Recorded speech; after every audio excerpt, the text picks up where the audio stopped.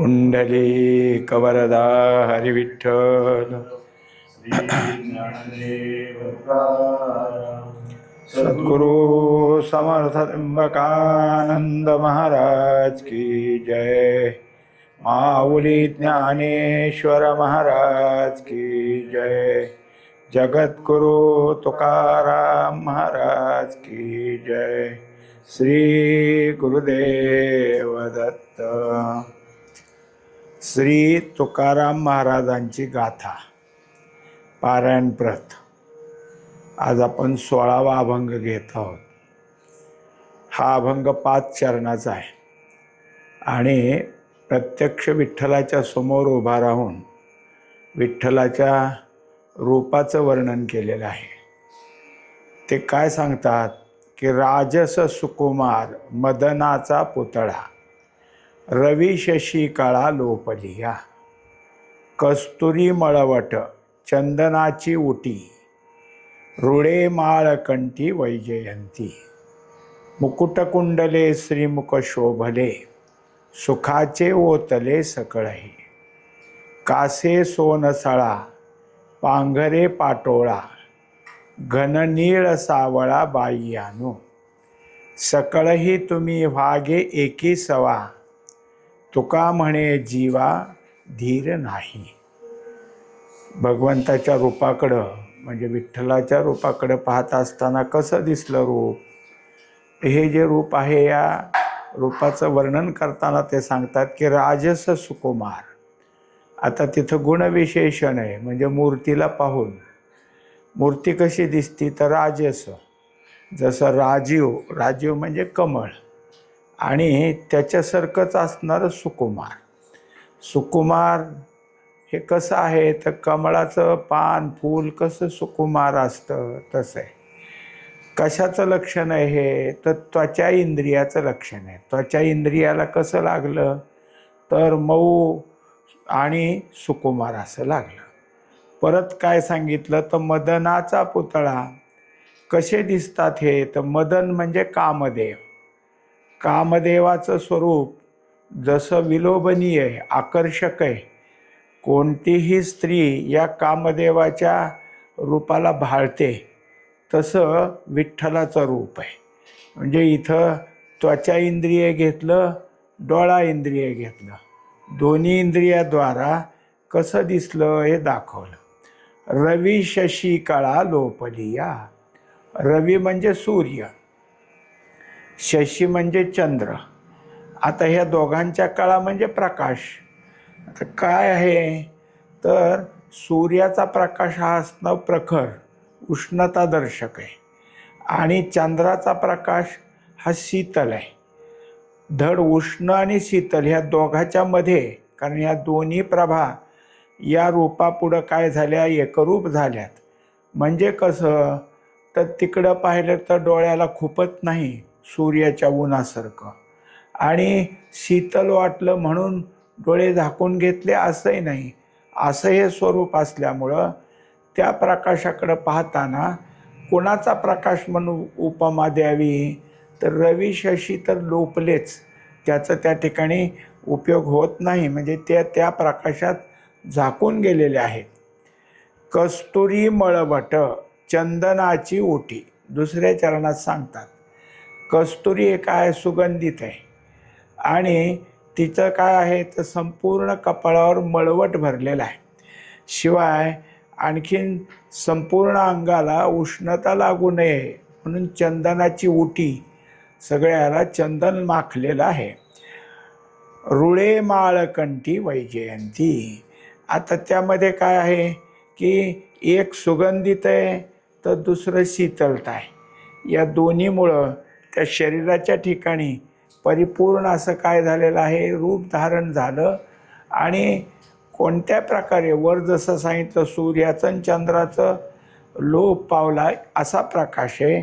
आता सांगतात की त्यांचं रूप कसं मनोहर आहे तर कस्तुरीचा मळवट तिथं भरलेला असल्यामुळं त्याच्यावर चंदनाची उटी लावलेली, म्हणजे काय आहे चंदन भरलं आणि त्यावर मधोमध कस्तुरी लावल्यामुळं आपण जसा बुक्क्याचा टिळा लावतो तसे ते रूप दिसू लागलं।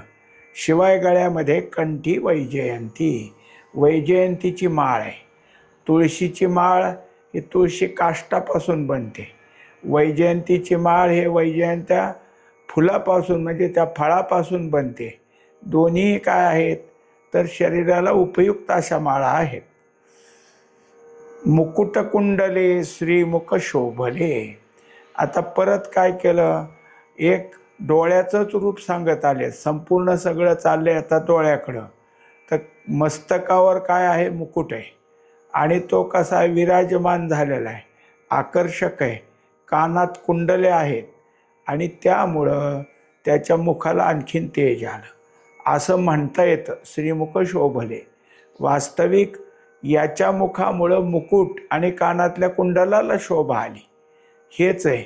जसं अंगठी आणि अंगठीत हिऱ्याचा खडा बसवला तर खड्यामुळं अंगठी का अंगठीमुळं खडा हे जसं सांगता येत नाही.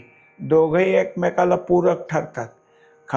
हिऱ्यामुळं अंगठी श्रेष्ठ झाली, आकर्षक झाली.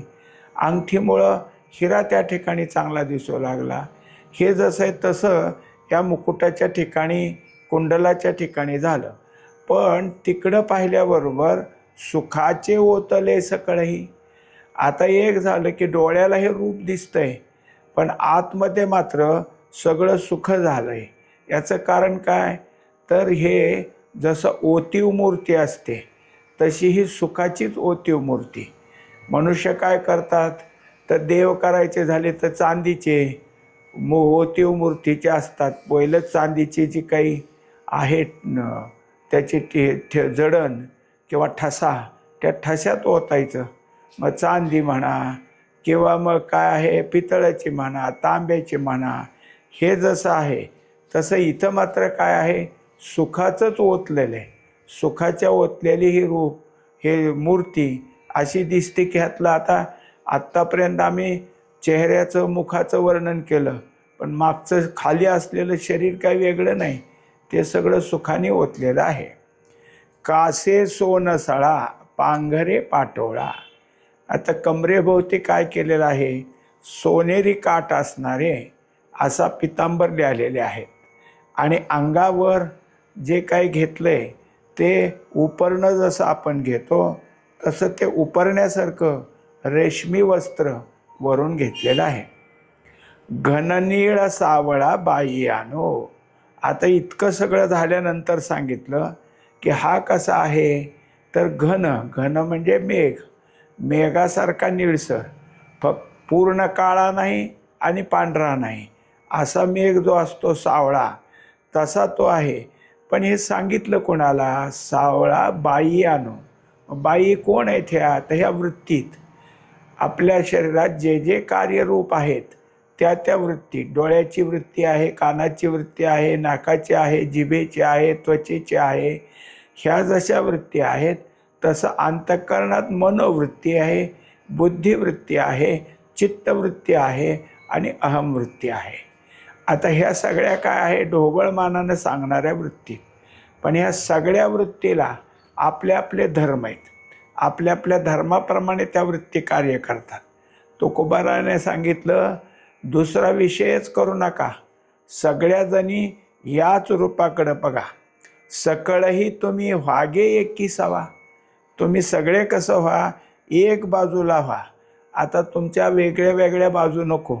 आपण कसं एखादा काय सिनेमा पाहायला गेलो तर डोळ्याला चित्र दिसतंय पण आवाज येत नाही, नाही माणसाला खपत. जर आवाज येतोय पण चित्र दिसत नाही, तेही नाही चालत. आवाज आहे, चित्र आहे, पण बसवे ना त्या खुर्चीला सगळी ढेकणंच आहेत. आता तरी जमणे म्हणजे सगळीकडं काय आहे, नीटनीटकं असावं लागतं आणि त्या त्या इंद्रियाला ते सुखकारक होतं.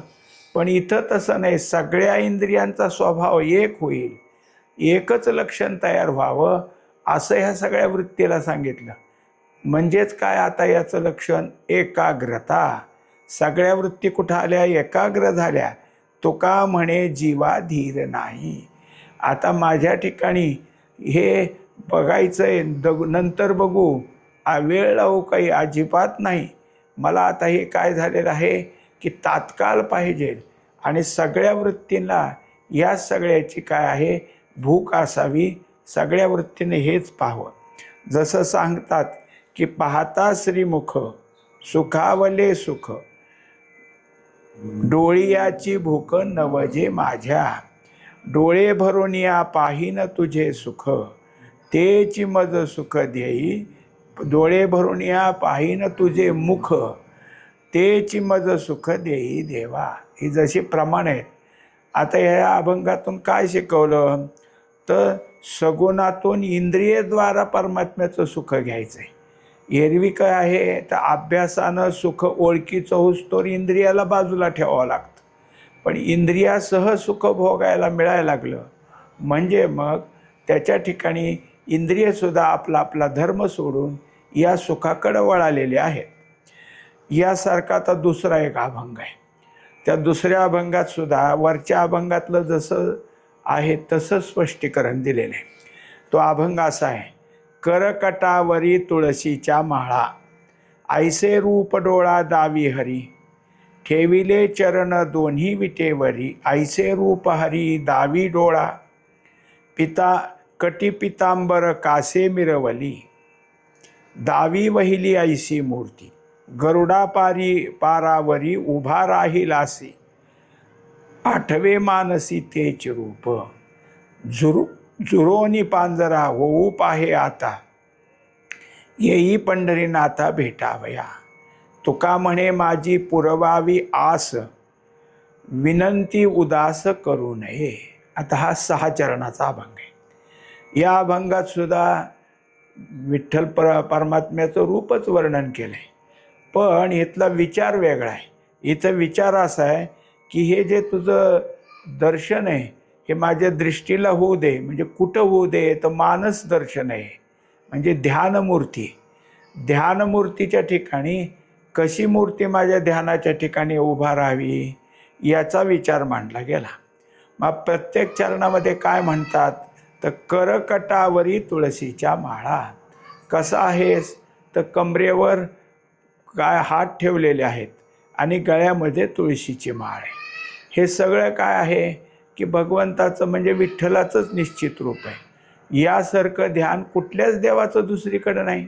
कमरेवर हात ठेवून उभा राहिला असा कोणता देव आहे कधीच नाही. आणि तुळशीची माळ घातली असं कोणत्या देवाला येतं? ज्याच्या त्याच्या माळा वेगळ्या. कोणी रुंड माळा घातल्यात, कोणी कवड्याच्या माळा घातल्यात, कोणी काय अजून घातले. जो तो देव आपल्या आपल्या माळेला जपतो. पण विठ्ठलाने मात्र तुळशीची माळ घातली. आणि नुसती तुळशीची माळ घातली असं नाही तर भक्तांनीही तुळशीची माळ घातली.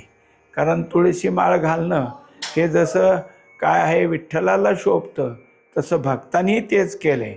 आता ते रूप ऐसे रूप डोळा दावी हरी, हे कुठल्या डोळ्याला दाखवायचं आहे ते मानस चक्षुपुढे, मनापुढं जे डोळे आहेत त्या डोळ्यापुढे, म्हणजे तसं रूप माझ्या डोळ्यापुढे येऊ दे. ठेविले चरण दोन्ही विटेवरी, ऐसे रूप हरी दावी डोळा. आता जे पाय तू विटेवर ठेवलेत ते कसे आहेत तर समपाय करकटी, उभा तटी भिवरेच्या. हे त्याचं काय आहे दुसरं लक्षण देतात. दोन्ही पाय सम आहेत. ठेवलेत कुठं विटेवर. वीट म्हणजे केवढी असती रुंदीची तर 9x4 किंवा 9x6, फार झालं तर फूट बाय फूटची असेल. एवढ्यावर उभा राहायचं आहे. एवढ्यावर उभा राहायचं म्हणजे किती उभा राहायचं तर स्थिर उभं राहावं लागतं. जरा जरी हालचाल झाली तरी एवढ्या विटेवर उभा राहणं होणार नाही. म्हणजे भगवंताचं स्थिर रूप दाखवलेलं आहे. या ठिकाणी स्थिर आहे. आणि ते कसे उभं राहिले तर दोन्ही चरण विटेवर ठेवलेले आहेत. ऐसे रूप हरी दावी डोळा. वर हाताकडं सांगितलं, छातीचं सांगितलं, आता पाय कुठं ठेवलेत म्हणजेच काय झालं की वरपासून खालीपर्यंत तुझी मूर्ती माझ्या ध्यानामध्ये माझ्या डोळ्यापुढे येऊ दे. कटी पितांबर कास मिरवली, दाखवी वहिली ऐसी मूर्ती. आता वर जसं आपण पाहिलं पहिल्या अभंगामध्ये की कासे सोनसळा, आता इथं तेच पितांबर आहे. कुठे आहे तर कमरेभोवती बांधलेलं आहे आणि त्याच्यावरून कास म्हणजे त्याच्यावरून दुसरं उपरणं बांधलं आहे, त्याला कासोटा बांधणं असं म्हणतात, ते त्याच्यावरून बांधलेलं आहे. मग हे अत्यंत शोभतं आहे, कारण खाली पिवळा पितांबर आहे, वर हिरवा किंवा लाल सेला तो बांधलेला आहेस. त्यामुळं ह्या मूर्तीला हे सगळं वस्त्र अतिशय शोभिवंत झाली. दाखवी वहिली ऐसी मूर्ती, अशी मूर्ती माझ्या डोळ्यापुढे येऊ दे. जे किती रूपं झाली, उभा राहिलेले आहेत, कमरेवर हात आहे, पाय विटेवर ठेवलेले आहेत, आणि ज्यांच्या कमरेला पिवळा पितांबर आहे, कमरेभोवती काय केलेलं आहे, शेला बांधलेला आहे, अशी मूर्ती. आणि एवढ्यावर थांबले का? अजून सांगतात, गरुड पारावरी उभा राहिलेसी, आठवे मानसी तेच रूप. आता हे कसं, दर्शन घेतलं, निघाल्यानंतर पुन्हा एकदा दर्शन घ्यायचं म्हणून गरुड पारावर चढलं, आणि गरुड पारावरून तुला पाहिलं, आणि ते पाहून घेतल्यानंतर ती आठवण ठेवली, आठवे मानसी तेच रूप. आता पाहायचं आणि डोळे झाकून घ्यायचे आणि आत लक्ष करायचं. म्हणजे काय आहे की एक ध्यानाची पद्धत आहे. जसं समोर मूर्ती किंवा फोटो ठेवायचा, डोळे भरून फोटोकडं पाहायचं, डोळे झाकून घ्यायचे आणि आत ते चित्र उभा करायचं. पुन्हा आतलं चित्र पुसट व्हायला लागलं म्हणलं की अजून डोळे उघडायचे आणि पुन्हा पाहायचं. हे सगुण ध्यान असतं. सगुण ध्यानाकडं पाहायचं आणि डोळे झाकून तेच ध्यान करायचं. जर आपल्याला परत वाटायला लागले की आता झालं पुसट, आता आठवना, की पुन्हा डोळे उघडून बघायचं. ही एक ध्यानाची पद्धत आहे, आणि ती मला आहे, आठवे मानसी तेच रूप. तुझ्या रूपाचा जो आठव केला आहे तेच मनामध्ये माझ्या चित्र उभं राहिलेलं आहे. झुरोनी पांजरा होऊ पाहे आता, येई पंढरीनाथा भेटावया. आता मात्र काय आहे, अंतःकरणाची दशा सांगितली, की जसं तुकोबारायचा एक अभंग आहे की कै ऐसी दशा येईल माझे अंगा, चित्त पांडुरंगा झुरत असे. आता सुद्धा झुरोनी पांजरा, माझं चित्त झुरतंय, आणि त्या झुरण्यामुळं काय झाले, पांजरा म्हणजे मला नुसतं काय राहिले, अंगावर शरीरावर मांस कुठं राहिलं नाही, फक्त काय झालं, मी वाळून गेलो आहे, माझ्या शरीराचा सापळा झाला आहे. कशासाठी? तुझं रूप पाहायला, तुझं रूप ध्यानी यायला. येई पंढरीनाथा भेटावया, आता तरी माझा हा विरह नाहीसा कर आणि मला तू भेट दे. तुका म्हणे माझी पुरवावी आस, अशी माझी इच्छा आहे. तेव्हा तू ही इच्छा पूर्ण कर, विनंती उदास करू नये. आता ह्या विनंतीला तू जर आलाच नाही तर मला उदासपणा येईल ना. वृत्तीचं काय असतं, एक प्रिय वृत्ती असते, दुसरी अप्रिय वृत्ती असते, आणि तिसरी उदास वृत्ती असते. आपल्याला जर ध्यानधारणा, नाम, अभ्यास करायचा असला तर पहिल्यांदा उदास वृत्ती व्हावी लागते आणि मग प्रिय वृत्ती व्हावी लागते. उदास वृत्ती झाली म्हणजे कशासाठी, हे सगळं नको अशी एकाग्रता यायला उदास वृत्ती व्हायची, आणि मग काय करायचं की मग ती प्रिय वृत्ती होते. कारण का, जो खरा प्रिय आहे त्याच्या संबंधी वृत्तीची प्रियता झाली तर ध्यान चांगलं होतं. हे एकंदरीत आपण काय केलं की 17वा अध्यायसुद्धा त्यामध्ये पाहिला. या 17व्या अध्यायातसुद्धा त्यांनी जे समोर सांगितले त्याचे काय प्रमाण आपण पाहायला गेले तर, विटेवरी उभा नीट कटावरी कर, तुका म्हणे हेची आम्हा ध्यान निरंतर. त्या पूरक असं प्रमाण काय आलं ह्यात, विटेवरी उभा नीट, विटेवरी उभा नीट कटावरी कर, तू सरळ उभा राहिलेला आहेस कारण तुझे समचरण आहेत. तुका म्हणे हेच आम्हा ध्यान निरंतर, असं ध्यान मला लागावं. विटेवरी समचरण संती खून सांगितली. हे दोन्ही काय आहेत की तुझीच वर्णन आहेत, आणि संत महात्म्यानं हे वर्णन केलं म्हणजे उगीच त्यांना कविता करावं वाटली म्हणून नाही, अनुभवात आले, आणि अनुभवाचं वर्णन असल्यामुळं मलासुद्धा तोच अनुभव पाहिजे ही मागणी केली. आता आपण तिसरा अभंग पाहू. अभंग 18वा हा. गरुडाचे वारिके कासे पितांबर, सावळे मनोहर कै देखेन, बरविया बरवंटा घनमेघ सावळा, वैजयंती माळा गळा शोभे. मुकुट माथा कोटी सूर्याचा झळाळ कौस्तुभ निर्मळ शोभे कंठी. ओती व श्रीमुख सुखाचे सकळ वामांगी वेल्हाळ रुक्मादेवी. उद्धवा क्रूर उभे दोहीकडे वर्णिती पवाडे सनकाधिक. तुका म्हणे नव्हे आणिका सारिखा तोच माझा सखा पांडुरंगा. आता हे सुद्धा 6 चरणाचा अभंग आहे. तिन्ही अभंग एकच विषय धारण करत असल्यामुळं विठ्ठलाच्या रूपाचंच वर्णन तिन्ही अभंगात आलं. म्हणून आपण एक विषय असलेले असे तिन्ही अभंग घेत आहोत. याच्यामध्ये विठ्ठलाच्या मूर्तीबद्दल तुकोबाराय आणि संत महात्म्यांनी जे जे वर्णन केलेलं आहे ते त्यांच्या त्यांच्या ठिकाणी त्यांच्या अंतःकरणात ठसलेलं आहे. आपल्याला फक्त विठ्ठलाचं रूप पुरेपूर असं डोळ्यामध्ये ठसवण्याची इतकी सुद्धा क्षमता नसते. होत होत तो अभ्यास होईल, पण अशी मागणी करायला काय हरकत आहे. एखादी गोष्ट मिळती, ती मिळायला उशीर असेल, इच्छा धारण करायला काय हरकत आहे. इच्छा धारण करावी हे तुकोबारायाने दाखवून दिलं. तुकोबाराय म्हणतात मी सुद्धा हीच इच्छा करतो. म्हणजे तुकोबाराय सुद्धा सर्वसामान्य भक्ताच्या वर्गातले दाखवलेत की ज्या ज्या भक्ताच्या ठिकाणी या प्रकारचं परमात्म्याचं रूप पाहून सुख जागं होईल, अशी जी अपेक्षा असते तीच अपेक्षा कशी असावी हे दाखवलं.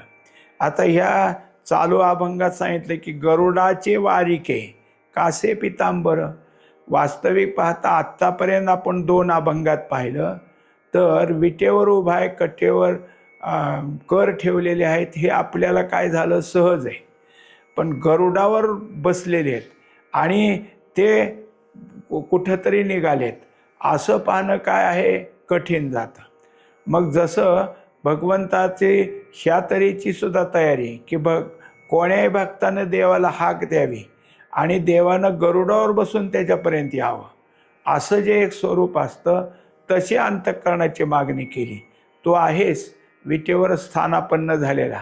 पण मला वाटतं काय आहे, गरुडावर बैसोनी माझा कैवारी आला, हे जे माझं स्वरूप माझ्या अंतःकरणातली आर्तता आहे तसं तू यावं.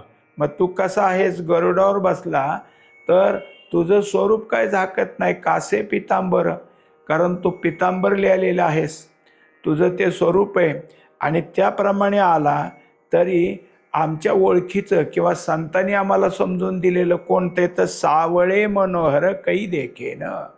असा सावळा गरुडावर बसलेला आहे, कासे पितांबर आहेत आणि तो असा माझ्या अंतःकरणात धावत येतोय. हे कधी मला होईल, असं कधी रूप माझ्या अंतःकरणापुढे येईल, माझा अंतश्चक्षुपुढं अशी स्वरूपता कधी निर्माण होईल, अशी जी मनातली अंतःकरणातली भावना असते ती भावना इथं सांगितलेली. वास्तविक काय आहे की आपण कुठेही जाऊ, विठ्ठल मंदिरात जाऊ, पंढरीला जाऊ, पण क्षणाचंच आहे ते. क्षणाभरानंतर दर्शन कालावधी जरी झाला तरी थोडा थोडा तुम्ही म्हणला तरी थोडाच, आणि बसायलाच तिथं वेळ मिळाला तर तास अर्धा तास. कारण कुठलीही गोष्ट अशी की वृत्तीला थोड्या वेळानंतर ती नको वाटते, मग वृत्ती माघारी फिरते. त्याच्यापेक्षा अंतःकरण वृत्ती पुढं आली तर स्थिरावेल. ही बाहेरची डोळा वृत्ती, कान वृत्ती हे कसे आहेत, त्यांचा विषय थोड्या वेळानंतर त्यांना बदलाव वाटतो. पण अंतःकरणातलं स्थिरावलेली अशी स्वरूपता मला बरी. त्याच्यात दाखवलं बरविया परवंटा घनमेघ सावळा. आता तू कसा आहेस, तर मला असं वाटतं की तुझ्यासारखं जे रूप आहे ते वास्तविक संत महात्म्यांच्या पद्यामध्ये बरवे म्हणजे उत्तम, आपण बरा म्हणजे 3ऱ्या नंबरचा ठरवतो. पण इथं कसं झालं, आपल्यात कशी उत्तम, चांगले आणि बरे या 3 गोष्टीत, पण ह्यांच्यात बरविया म्हणजे अत्यंत उत्तम असं तुझं रूप आहे. आणि शिवाय कसा असतो तर त्या सगळ्या रूपामध्ये बरवंटा म्हणजे परिपूर्ण बरं जे काही उत्तम स्वरूप आहे ते एकवटलेलं आहे असं तुझं रूप आहे. घनमेघ सावळा अगोदर झालेला हा शब्द. घन म्हणजे काय आहे, मेघ. आणि मेघ कसा दिसतो तर पांढरा मेघ नाही, जे पांढऱ्या आभाळ आलेलं असतं ते नाही, म्हणून त्याला घनमेघ. घन म्हणजे पाऊस धारण केलेले जे ढग असतात ते ढग कसे दिसतात, तर सावळे दिसतात, पांढरे फेक नसतात आणि काळे भोर नसतात. असे जे असणारं रूप आहे. वैजयंती माळा गळा शोभे, आणि तू गळ्यामध्ये वैजयंती माळ घातलेली आहेस. मुकुट माथा कोटी सूर्याचा झलाळ, कौस्तुभ निर्मळ शोभे कंठी. आता तुझ्या मस्तकावर मुकुट आहे, मागच्या अभंगामध्ये झालं, पण या मुकुटाकडं जर पाहिलं तर कसं आहे तो मुकुटाचं स्वरूप, तो कोटी सूर्याचा झळा. जसं माऊलींचा एक अभंग आहे की तुझी ये निडळी कोटी चंद्रप्रकाशे, तसं इथं कोटी सूर्यप्रकाशे. आता एका सूर्याचं तेज आपल्या डोळ्याला सहज पाहवत नाही. एका सूर्याकडे पाहताना डोळे दिपतात. कोटी सूर्याचं तेज किती झालं. पण समजून देण्याकरता अतिशयोक्ती रस जरी इथं आला तरी अधिकात अधिक तेजस्वी आहे हे आपल्याला समजून दिलेलं आहे. कौस्तुभ निर्मळ शोभे कंठी. आता हा एक जो मणी कौस्तुभ हा फक्त महाविष्णूच्याच गळ्यातला आहे. आपण असं ऐकतो नेहमी की जे जे विष्णू भक्त असतात ते विष्णू लोकाला जातात, म्हणजे वैकुंठाला जातात. सगळे वैकुंठात विष्णूसारखे होतील, 4 हात होतील, सगळं होईल, पण सगळ्याच्या गळ्यात कौस्तुभ येणार नाही. कौस्तुभ फक्त महाविष्णूच्याच गळ्यातला आहे. तो समुद्र मंथनातून बाहेर निघालेला आहे आणि त्यांनी ते धारण केलेलं असल्यामुळं तू ते धारण केलेला, कारण तो विष्णूचं रूप आहेस. निर्मळ शोभे कंठी, तो गळ्यामधला आम्हाला आकर्षक असा स्वरूपानं दिसत आहेस. ओती व श्रीमुख सुखाचे सकळ, वामांगी वेल्हाळ रुकुमादेवी. आता अगोदर आपण पाहिलंच की कसं आहे तुझं स्वरूप. तर ओती, ओती म्हणजे ठसा, आणि त्या ठस्यात ओतताना कसं असतं, एखादा ठसा जो असतो त्यात पहिल्यांदा मेण भरतात आणि मग त्याला जे काय वरून छिद्र ठेवलेलं असतं त्यात कशाची मूर्ती करायची, त्याचा रस ओतला जातो. तो गरम गरम रस तिथं आत शिरायला लागला की पातळ झालेलं मेण खालच्या बाजूला छिद्र असतं त्यातनं निघतं. कुठपर्यंत हे भरत राहायचं. आता खालून तो रस यायला लागला म्हणलं की बंद करायचं. म्हणजे काय झालं, सगळी मूर्तीत तो रस झाला आणि त्या रसासारखी ती मूर्ती तयार होती. आपण अगोदरच्या अभंगात पाहिलं, चांदीची असेल, पितळेची असेल, तांब्याची असेल, सोन्याची असेल, हा रस तयार करायचा आणि त्या ठस्यात ओतायचा. तेव्हा मग काय होतं, त्या जसा ठसा आहे तसं. आता ठसा का म्हणायचं, तर त्या ठस्यात जर अनेक मूर्ती वाटल्या तर सगळ्या सारख्या दिसतील की नाही. तसं तुझं स्वरूप कुठं जिथं पाहिल तिथं सगळं सारखं आहे. इथला विठ्ठल असा आणि तिथला विठ्ठल असा असं नाही. काही ठिकाणी बघायला गेलं तर आता देवाच्या इकडं रागीट डोळे दिसले, तिकडं बघितलं हास्यमुख दिसलं.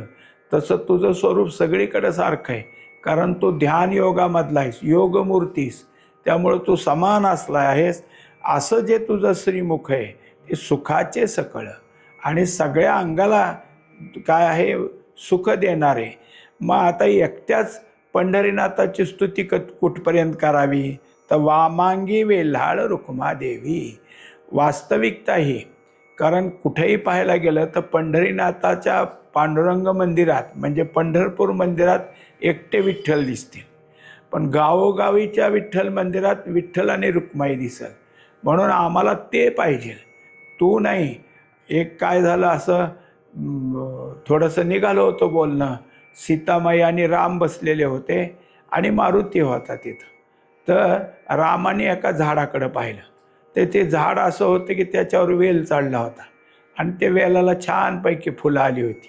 त्या झाडाची ती फुलं नव्हती, होती कशाची, वेलीची.